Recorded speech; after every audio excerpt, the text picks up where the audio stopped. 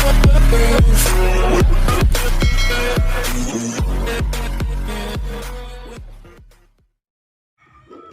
is up guys? Good morning mga idol. Pops Rio Moto Vlog here. So for today's video mga idol, magte-change oil tayo ng ating motor. At ang gagamitin natin na langis, at para sa akin the best na langis is itong ZIC M9 10W40. So full synthetic na siya mga idol. At itong langis na to is worth 280 pesos. 1 liter na siya mga idol.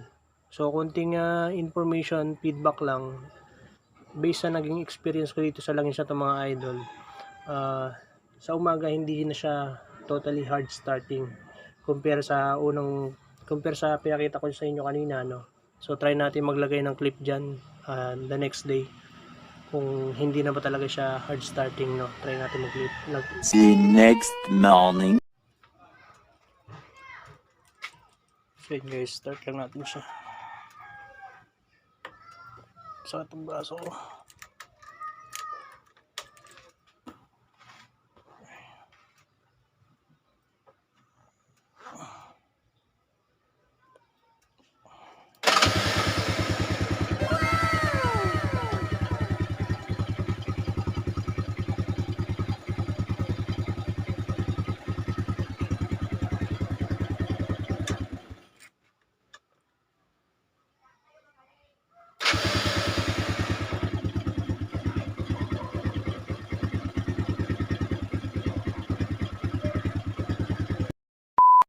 And then pangalawa mga idol, itong lang isa to, nilalabas ito yung better performance ng unit natin o ng motor natin. Based yun mga idol sa naging experience ko sa mga pinaglagyan ko nitong langis na to. Kumbaga mga idol, itong langis na to, nilalabas niya yung top speed ng inyong MC o ng inyong mga motor mga idol. So yun mga idol, huwag na natin patagalin at tayo ay mag-change oil na. So unang-unang gagawin natin is i-drain muna natin itong ating langis na nasa loob pa ng makina. Syempre mga idol, konting tip lang din. Pag tatanggal kayo ng langis o mag-drain kayo ng langis, much better kung mas medyo napainit nyo tong pinaka makina nya. Siguro mga 1 to 3 minutes. Tapos try nyo kapain kung pwede nyo nang tanggalin yung bolts. Huwag nyo tatanggalin yung bolts mga idol pagka mainit pa talaga yung makina. So kung bakit kailangan natin painit ng konti siya, para yung malalapot na lang yung sa loob is maging malabnaw para dire-diretso yung flow pagbagsak o madrain siya lahat. So yun mga idol, tara samahan nyo ako mga idol. So yun mga idol, dito sa unit na to kailangan natin ng 17 na wrench kapag magbubukas ng drain plug. Sa iba kasi 14 lang. Mahigpit pa lang ginagawa ko.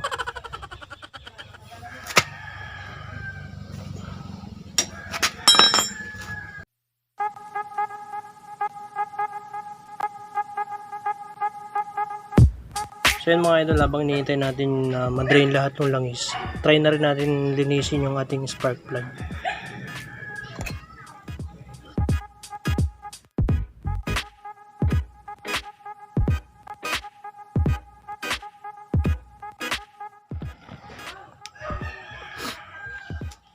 So ako mga idol, ang ginagawa ko pag gusto kong madrain talaga ng gusto yung langis sa loob, pinapagdakan ko lang para napapump niya yung nasa loob, parang ganun, para lumabas din yung madudumi dito sa loob ng chamber.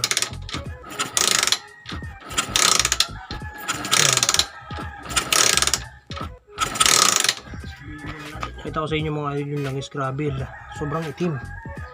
Ayun o, langis pa ba ng motor yan? At mga idol, sasabay na rin natin itong pagdilinis itong cylinder head, kasi parang daming tulong langis. Ayan o, mapapansin nyo. So tanggalin natin itong pinaka valve cover ba to? So tanggal natin yan kasi parang may mga tagas ng langis dito sa kanyang paligid, pati yung sa taas. So meron tayong triban dito mga idol. liquid gasket siya. So try din natin lagyan ng gasket, liquid gasket, kung sakaling baka sakaling mawala tong langis dito na parang nagde-leak. Dito lang naman siya usually na parang may laging basa, kaya try natin.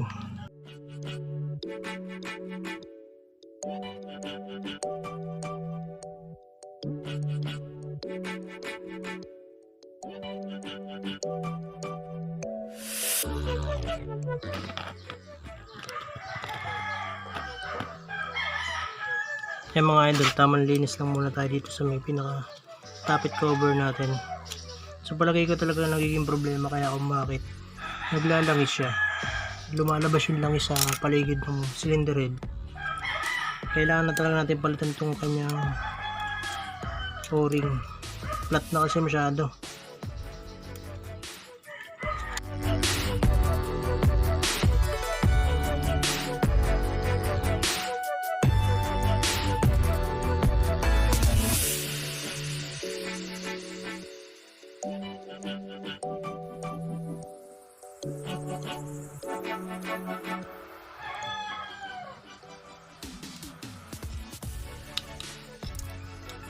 So yun mga idol, natanggalan natin pareho. Bibili lang muna tayo nito saglit. Update ko na lang kayo mamaya. Bye. 5 minutes later. Okay guys, we're back. Nakabili na tayo ng bagong o-ring para dito sa ating tappet cover, no. So itong o-ring na to mga idol is for 25 pesos. 25 pesos each. So dalawa, 50 pesos. So ilalagay na natin siya rito mga idol. Ito yung karaniwang nagiging cause kung bakit nagtatagas yung part ng cylinder head natin. Iniwan kasi sa mga cover dyan mga idol, merong o-ring. So ito mga idol, ito mga idol, kahit hindi na natin talagyan ng ribbon or liquid gasket, kasi ito talaga yung pinaka the best na dapat meron yung mga cover ng natin, cylinder head. Ayan mga yan, dapat meron siyang o-ring. So yun mga idol, naikabit na natin yung o-ring niya dito. Kabit na natin to mga idol.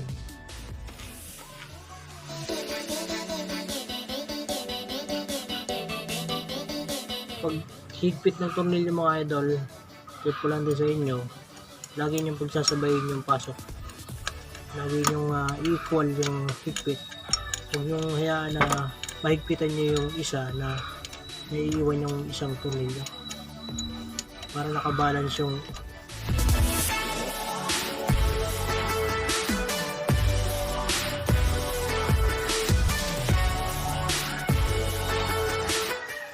baliktad natin itong kanyang spark plug.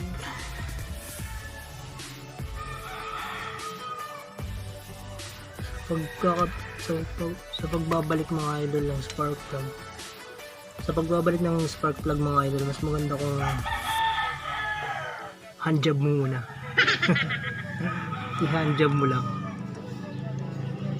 hanggang sa hindi na natin siya mahigpitan ng kamay. Kasi minsan pagka ginamitan natin ng tools, minsan wala sa alignment yung spark plug, nahigpitan na pala natin. So ang tendency, nalo-lost thread natin yung kanyang thread dun sa loob. So okay na mga idol, ibitan na natin siya nitong kanyang panskip. Tamang higpit lang.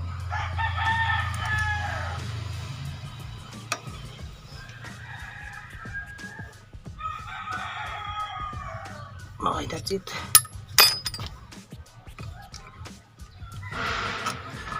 So yun mga idol, palagay ko okay na yan.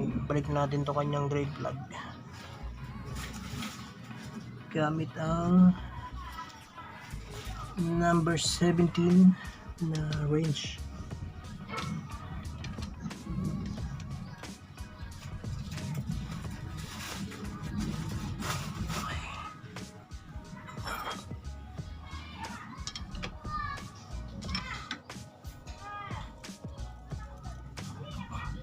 Okay, tama. Fit lang din. So yun mga idol, tip lang sa mga bago na gusto rin mag-change oil ng kanilang motor.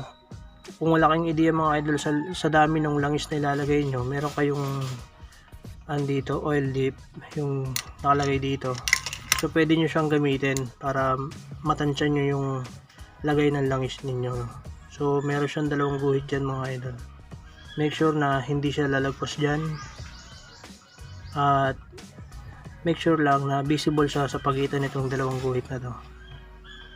So sana nakikita ng mas maayos. Ayan. So yun lang mga idol.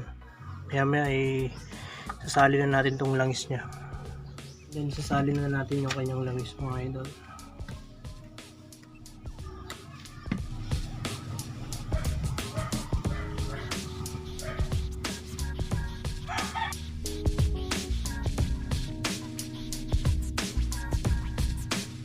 Masyadong konti hanggang dito. So try natin tignan mga idol sa kanyang oil dip. Oil dip ba tawag dito? So try natin mga idol itong kanyang dip kung nasa sukat ba talaga. So syempre pag gagamit kayo ng ganitong tensiometer, make sure na nasa level yung kanyang, nasa level yung pinagpapatungan ng motor natin. So i-drop lang natin siya ng ganyan, hindi natin kailangan higpitan.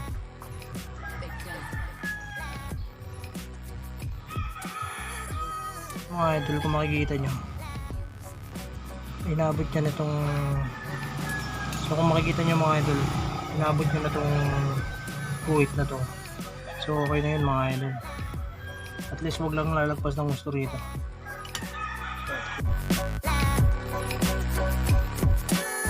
So yun mga idol, bali pagkatapos natin magsali ng langis, kaya lang muna natin nakabukas yung makina niya para totally mag-circulate yung kanyang langis sa normal.